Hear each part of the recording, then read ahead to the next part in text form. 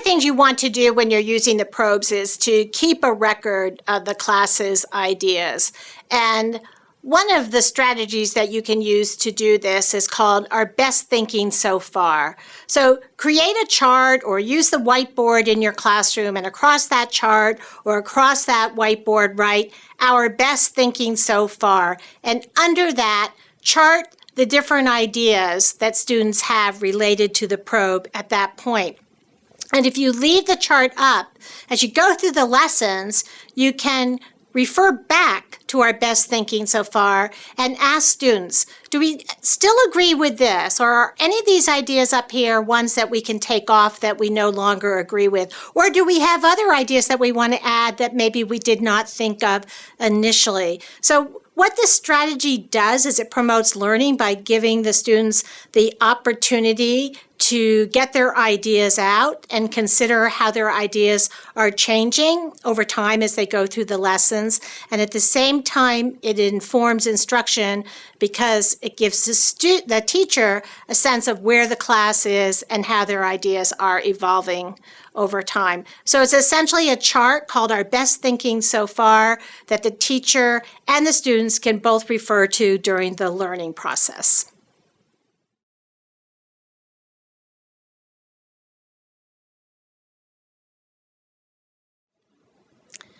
There are several anonymous strategies that you can use to collect student responses.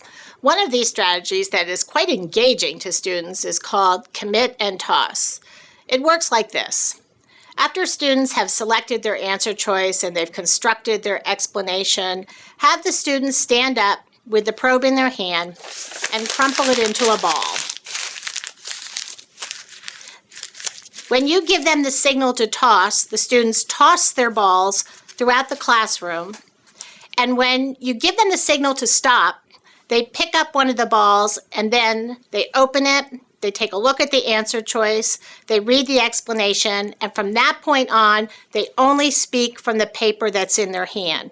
So this is anonymous because students are not sharing their own thinking, but they're sharing what's on the paper that's in their hand.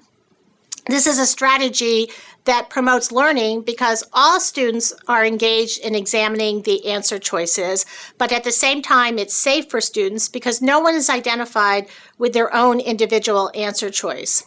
It's also a strategy that informs instruction because the teacher can quickly poll the class, for instance, by saying, raise your hand if you have a paper that chose answer choice A, answer choice B, and so on. So you can get a quick read of where the class is. Now, if tossing paper around your classroom may get a little bit out of control, you might want to use a variation of this strategy called commit, fold, and pass.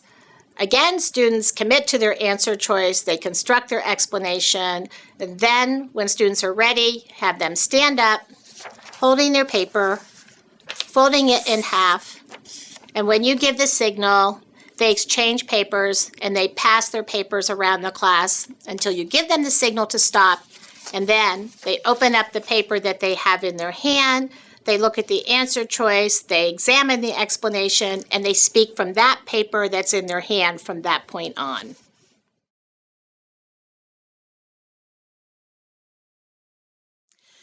You may be familiar with the turn and talk strategy. It's used a lot in classrooms. But with the probes, it's very important to give students the opportunity to think as individuals first before they talk with a partner. So a strategy you might use for this is one you're probably familiar with. It's called think, pair, share. The think part is giving the student the time to think individually first, to commit to an answer choice, and to think about their explanation. How would they support that answer choice? And then when they've had the opportunity to think about it individually, they can then share their answer choice and explanation with a partner. And it's through that partner talk that students begin to consider new ideas, ways of thinking, solidify their initial thinking, and perhaps even engage in argumentation if they chose different answers. The next step would be then to share in a small group, maybe 4 or 5 students, or to have a whole class discussion. This is a strategy that supports learning because when students individually think first, they can get their ideas out, and then their ideas may evolve and change as they have the opportunity to talk with their peers. At the same time, it's a strategy that informs instruction because during the pair talk, the teacher is circulating and carefully listening to students as they talk with each other, as well as the teacher is carefully listening during the whole class or small group discussions as well, and making notes of areas where there may be conceptual difficulties that need to be addressed in subsequent instruction.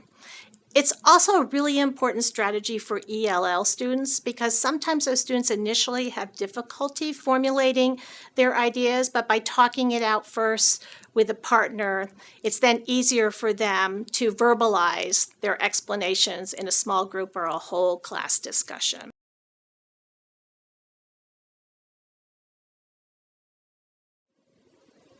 There's a tendency to use the formative assessment probes at the beginning to elicit students' initial ideas, but the probes can actually be used throughout a sequence of instruction, at the beginning, throughout the learning process, and even at the end for reflection.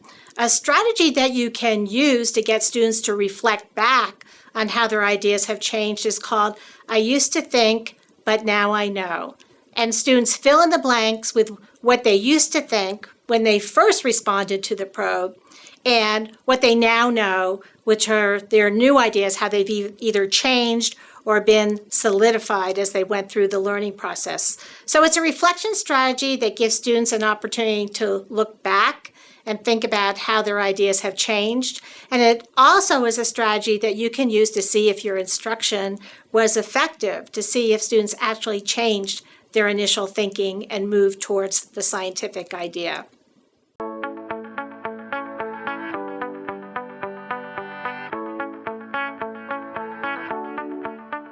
This inquiry preview helps you prepare the Map California Features activity.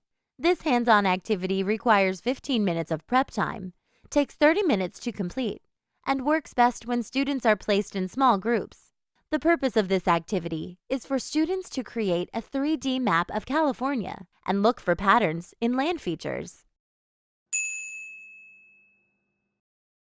A relief model is a three-dimensional map that shows areas of high and low elevation.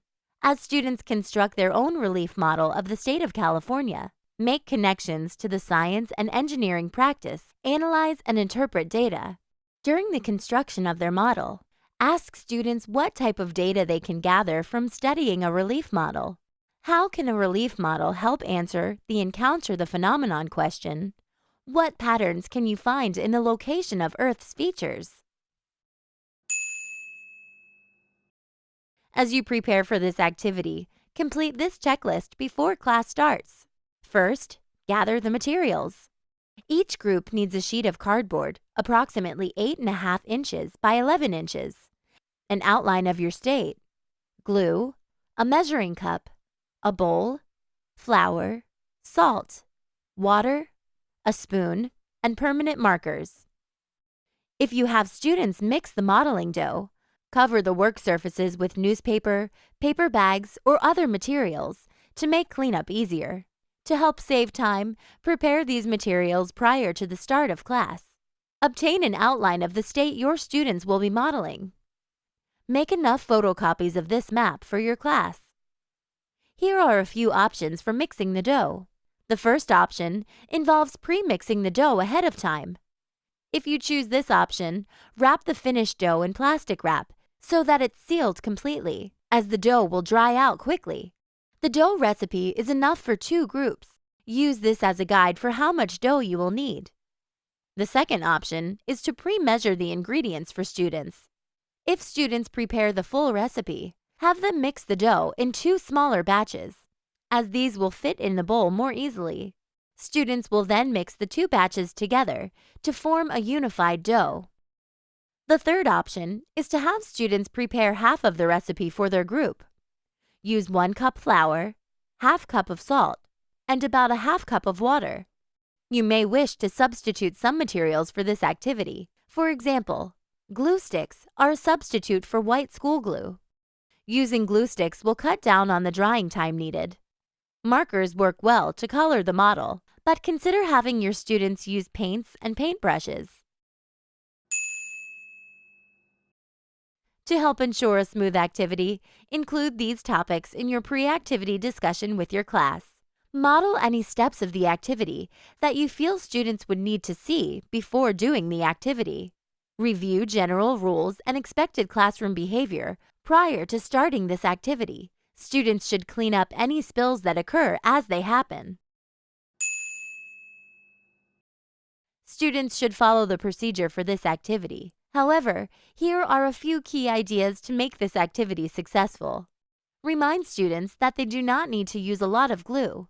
A thin bead of glue around the perimeter of the paper will be plenty.